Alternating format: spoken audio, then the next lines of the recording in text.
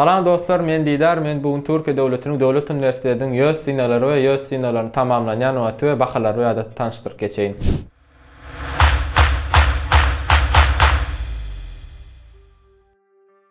Birinci üniversitemiz dostlar Sivas Cumhuriyet Üniversitesi. Sivas Cumhuriyet Üniversitesi'nin YÖS sınavı Mart ayının 7'sine başlayar, may ayının 15'ine devam eder. Ve sınavın başlayan vakti iyun ayının 4'üne saat 10:00 oldu. Examinin töleği belli olmadı ve yakında belli olur.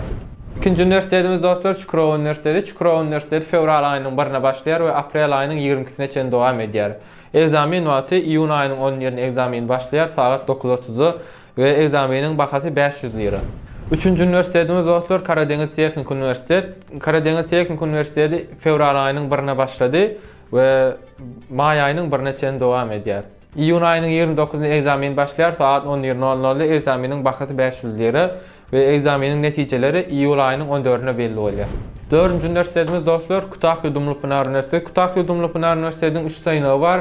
Birinci sınavı fevral ayının 1'ine başladı ve Mart ayının 4'üne devam eder. Examin vakti Mart ayının 12'sine başlayar ve saat 10:00'da sınavın bakası 400 lira. Sınavın neticesi Mart ayının 16'sına belli olur.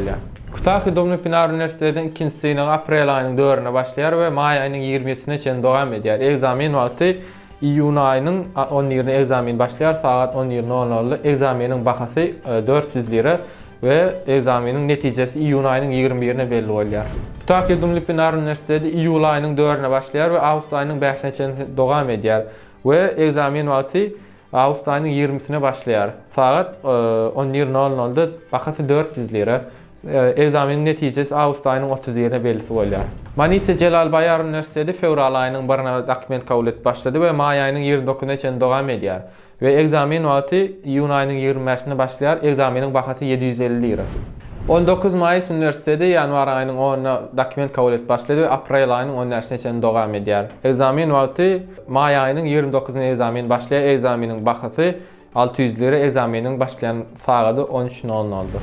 Pamukkale Üniversitesi fevral ayının 7'ine dokument kabul et başladı. Mart ayının 30'ine devam eder ve examin vakti may ayının 10'ine başlayar. Saat 13:00 oldu. Ve examinin neticesi may ayının 20'sine belli olur. Sakarya Üniversitesi yanvar ayının 10'ine dokument kabul et başladı ve may ayının 10'ine devam eder. Ve examinin başlayan vakti iyun ayının 4'üne examin başlayar saat 13:00 oldu. Examinin bakası 500 TL ve examinin neticesi iyun ayının 10'ine belli olur.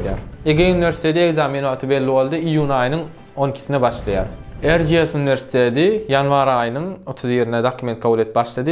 May ayının 20'sine devam eder ve examin vakti iyun ayının 12'sine başlayar saat 14:00'da examinin bakası 510 TL ve examinin neticesi iyun ayının 20'sine belli olur.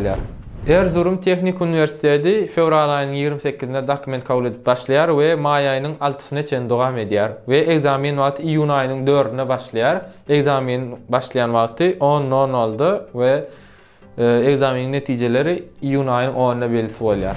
Gaziantep Üniversitesi fevral ayının 1'ine dokument kabul et başladı ve iyun ayının 3'üne devam eder. Examin vakti iyul ayının 2'sine başlayar saat 13:30 ve examinin bakası 300 TL ve examinin neticeleri iyul ayının 9'una belli olur.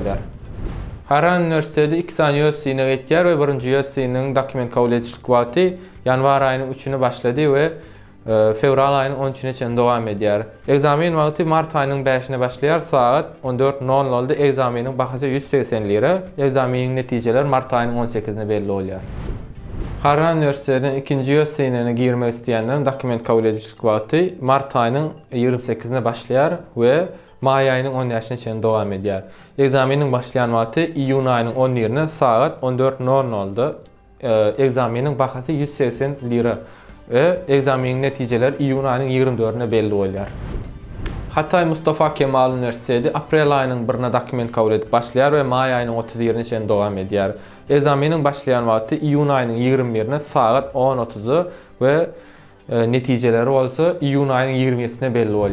İnönü Üniversiteti fevral ayının 1-nä dokument kabul edip başlady we aprel ayının 1-neçende dowam edýär. Egzameniň başlaýan wagty may ayının 20-nä başlaýar, saat 12:00-da. Egzameniň tölegi 500 lira. Egzameniň netijesi iyun ayının 20-sine belli bolýar. İstanbul Cerrahpaşa Üniversiteti fevral ayının 1-nä dokument kabul edip başlady we iyun ayının 10-neçende dowam edýär we egzameniň başlaýan wagty iyun ayının 25-sine saat 14:00-da başlayar. Egzameniň bahasy 975 lira ve egzameniň netijesi iyul ayının 6-syna belli bolýar.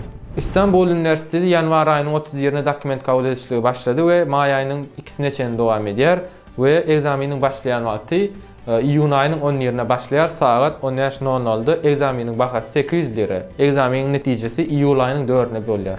Dinleýäňiz üçin köp sag bolun dostlar we bu video size peýdaly bolar diýip ümid edýän we kanalymyza agza bolun. Köp sag bolun dostlar.